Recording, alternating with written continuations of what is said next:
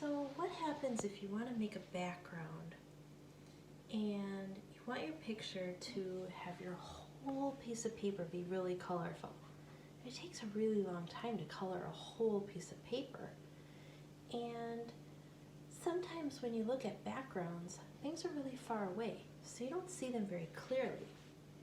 Well, using your crayons in a new way can be really fun, and it can make your picture look completely different when you're done. So let's try it and see what happens. I think I'm going to try to make a picture inspired by this book called The Princess in Black and the Mysterious Playdate by Shannon Hale and Dean Hale, illustrated by Fen Pham.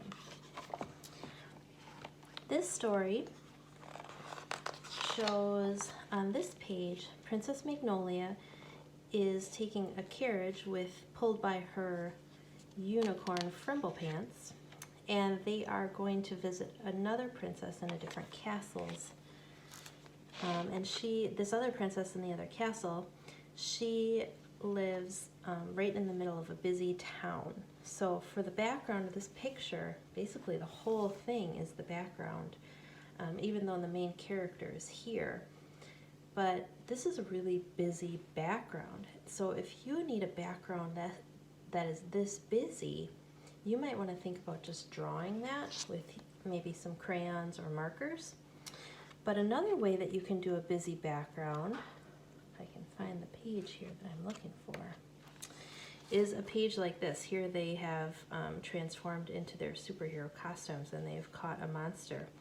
But this background is still really, really colorful, and you can see that it's mostly plants and grass, and you can see some clouds back here, but you don't see a whole lot of details because the main thing that the illustrator wants you to look at are the characters and what they're doing.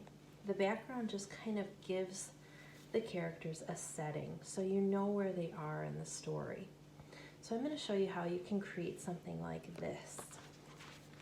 I'm going to go ahead and draw a little bit, and then we're going to experiment with our crayons and see what we can do. So to make marks that I just did, I laid my crayon down on its side. It doesn't have a wrapper on. Whenever I lay my crayon down on its side like this, I say it's taking a little nap. So I gave my crayon a little nap here, and I just pushed hard and I just rubbed it kind of at a diagonal to get these kind of branches coming off like a bush. And then I can turn it and I can put it in different directions too, making those branches coming out sideways. So I'm going in an upward motion at a diagonal to create this look. If I were to want to add some branches in here, I could just push hard with my crayon, holding it like I normally would, like a pencil, and I can add some branches in there, or I can add just a few more that are easier to see. So there's lots of different ways to use your crayon. Don't feel like you always have to hold it like a pencil. I can add in some things like this, make it a little bit more spiky if I want. Okay, there's lots of different ways we can use our crayon, and we can play with them. We do want to push kind of hard when we're using our crayons though, or put on a few more layers so we get a really nice bright color. It's okay if we see a little bit of the paper shining through, but we don't want to see a whole lot. We want that color to really take center stage, to really be the thing that we're paying attention to.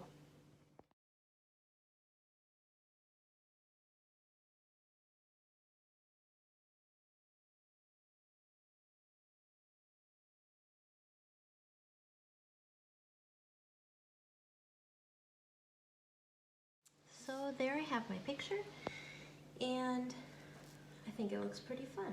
I colored the whole piece of paper. It didn't take me very long, and I used a lot of different techniques for using my crayons. And so it has some really nice texture, and it's really colorful. I used some unexpected colors, but I also used some realistic colors. So it's a fun mix. It's entirely my own. It's not like anyone else's. And it didn't take me that long to color the whole piece of paper. When we're talking about texture, we're actually talking about two different types of texture. One texture is called actual texture. When I hold on to this leaf, I can feel that it's very, very smooth, but I can also feel these little bumps on the leaf. I can feel that the edge is kind of pokey, and I can feel these things with my hand, and this is actual texture. It looks like it has texture.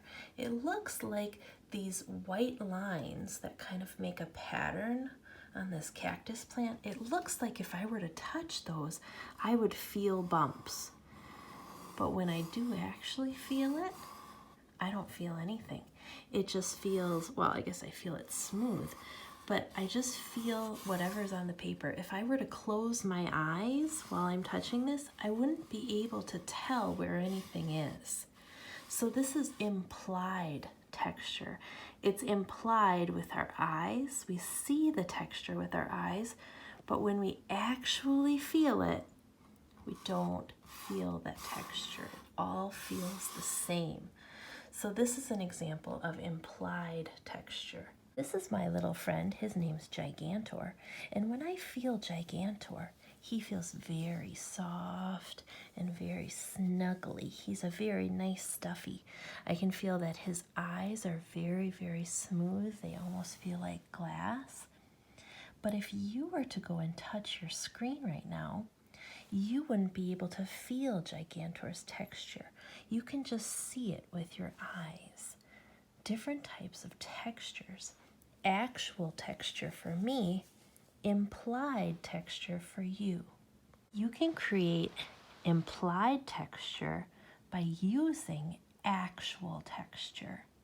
A great way to do that is by rubbing things with a crayon. You can find something that has a lot of texture to it, and you can put your paper on top of it. So I have this wall, and it has the sand in the paint. So when you feel the wall, it's very rough. Okay, so I'm gonna put my paper right on here on the wall, and then what I'm gonna do is I'm gonna lay my crayon down like it's taking a nap, and I'm going to rub my crayon right there on top. And I'm getting this really cool texture from the wall. It's going right through my paper and it's showing up on my picture now. Very fun texture. I can't wait to look around my house and see what other textures I can find. I lay my paper on top of the texture and rub with my crayon. So I found another great texture here by this fireplace, but I'm not sure if that texture is gonna work or not. So I'm gonna flip my paper over to the back. I'm gonna lay my crayon down on its side like it's taking a nap, and I'm going to rub, making sure to hold my paper still. I got a really cool texture there, so I'm gonna try it on the front of my picture now.